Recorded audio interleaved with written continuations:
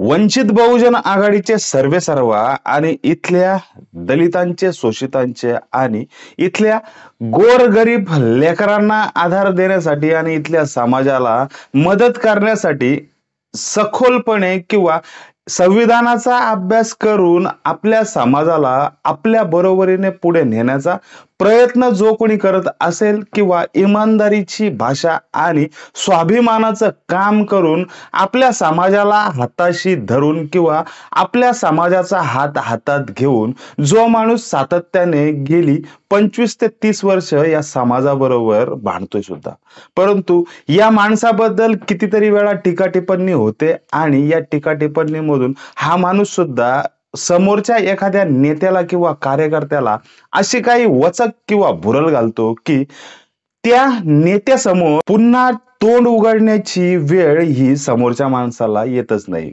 याचाच अर्थ एखादा प्रभावी माणूस किंवा आपल्या विचारधारेने विचारांशी सामना करून विचारांशी प्रवृत्त करणे किंवा विचारांबरोबरच खेळणे हा ज्या माणसाचा एक मूलभूत पायंडा सुद्धा असू शकतो। याच माणसाने आतापर्यंत खासदारकी किंवा राज्यसभेमध्ये कितीतरी वेळा त्यांनी पद भूषवली सुद्धा, परंतु समाज हेच उद्दिष्ट ठेवून किंवा आपल्या समाजाच्या प्रगतीसाठी आणि जे खरं आहे ते स्वाभिमानाने इथे मांडण्यासाठी जो कोणी प्रयत्न करत असेल अशा एका मोठ्या नेत्याचं नाव आपल्या समोर येतं, ते म्हणजे वंचित बहुजन आघाडीचे सर्वेसर्वा प्रकाशजी आंबेडकर।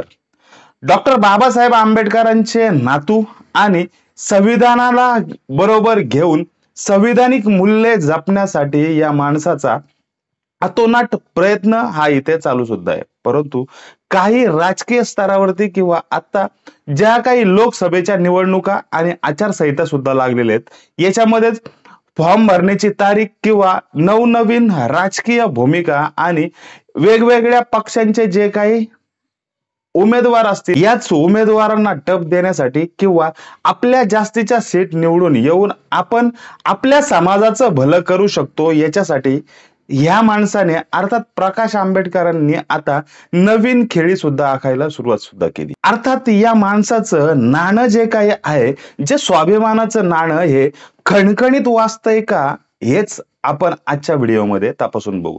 नमस्कार, मी समीर खंडागळे आणि तुम्ही पाहताय वैचारिक धिंगाणा। तुम्ही जर का या चॅनलवरती अजूनही नवीन जर का असाल तर या चॅनलला नक्की सबस्क्राईब करा, जेणेकरून आम्ही पाठवलेले सगळेच व्हिडिओ हे तुमच्यापर्यंत पोहोचतील।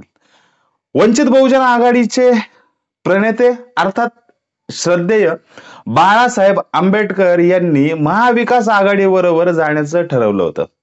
महाविकास आघाडीने आपापल्या किंवा त्या महाविकास आघाडीमध्ये असणाऱ्या शिवसेना, राष्ट्रवादी आणि काँग्रेस यांनी आपापल्या जागा वाटून घेतल्या आणि काही 15 जागांचा तिढा त्यांचाच सुटत नव्हता। त्याच्यामुळे वंचित बहुजन आघाडीमध्ये जर प्रकाश आंबेडकरांना योग्य त्या जागा किंवा जास्तीच्या जागा जर का मिळत जर का नसतील आणि महाविकास आघाडीला फक्त वंचितांची मतं जर का खायची असतील तर प्रकाश आंबेडकरांनी इथून बाहेर निघून चांगलंच केलंय। कारण वंचितांच्या ताटामध्ये तुम्हाला जेवायचं आहे किंवा वंचित बरोबर तुम्हाला जेवायचं आहे, परंतु तुम्हाला त्यांना फक्त एकच चपाती द्यायची आहे, बाकीचं ताट तुम्हीच खायचं आहे।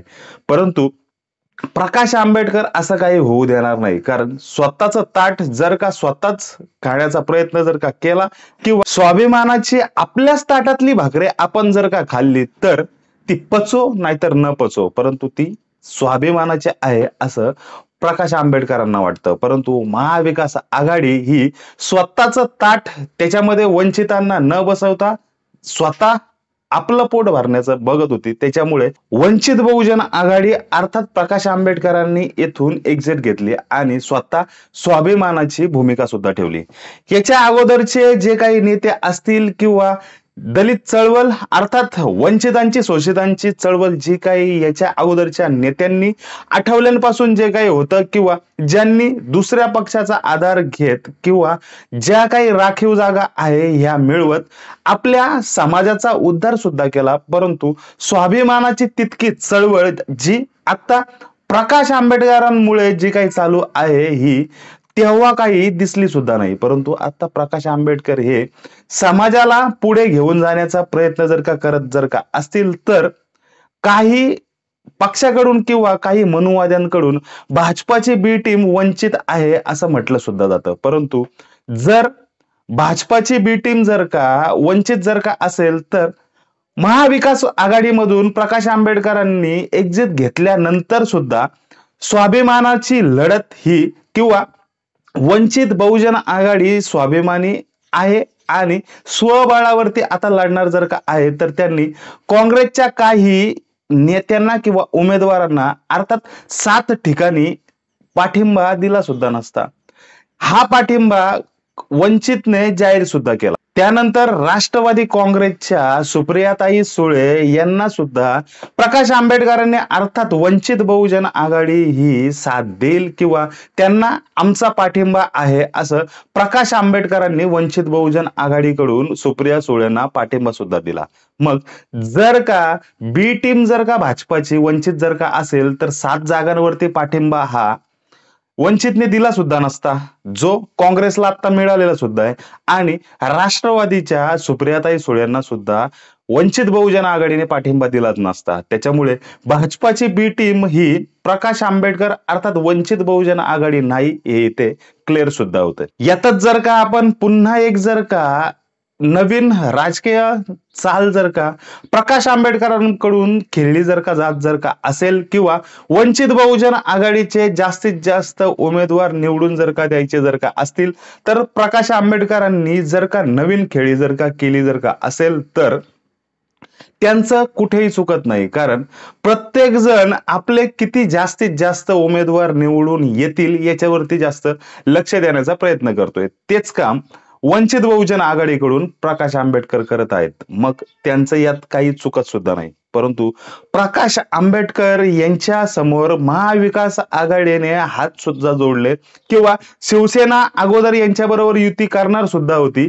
परंतु काही पिसकटल्यामुळे किंवा यांची एकी न झाल्यामुळे त्याच्यानंतर काँग्रेसने सुद्धा प्रकाश आंबेडकरांना हाक मारली. परंतु प्रकाश आंबेडकर जायला तयार नाहीत किंवा प्रकाश आंबेडकर महाविकास आघाडी बरोबर जात नाहीत, म्हणून प्रकाश आंबेडकरांना ट्रोल करणं किंवा प्रकाश आंबेडकरांवरती काही अपशब्द बोलण्याचं धाडस या काही नेत्यांना किंवा कार्यकर्त्यांना मिळतंय सुद्धा. परंतु जो माणूस स्वाभिमानी असून स्वाभिमानाची लढाई खेळत असेल, तो माणूस तुमच्या बरोबर तुम्ही कट कारस्थान करत असाल, येत नसेल, तर येथे प्रकाश आंबेडकरांची किती ताकद आहे हे तुम्ही समजून घेतलं सुद्धा पाहिजे. त्याच्यामुळे प्रकाश आंबेडकरांचं नाणं हे खणखणीत वाजतंय सुद्धा, परंतु या नाण्याचा उपयोग किंवा हे नाणं आता अकोला मतदारसंघामध्ये खणखणीत वाजेल सुद्धा. आणि वंचित बहुजन आघाडीमध्ये आता आलेले वसंत मोरे हे सुद्धा पुण्यामध्ये त्यांचं नाणं खणखणीत वाजवतील.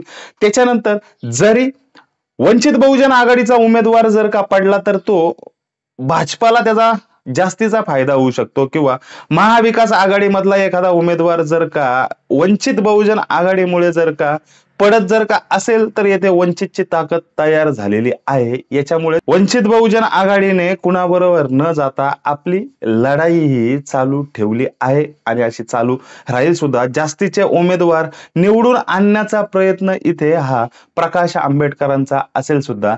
आता सध्या महाराष्ट्रातील सर्व चॅनल किंवा हिंदी चॅनलवरती सुद्धा प्रकाश आंबेडकरांच्या न्यूज जास्तीच्या दाखवल्या सुद्धा जातात.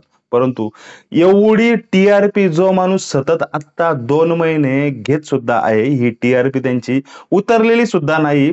याचाच अर्थ प्रकाश आंबेडकरांचं नाणं हे खणखणीत वाजतंय आणि वाजतंयच.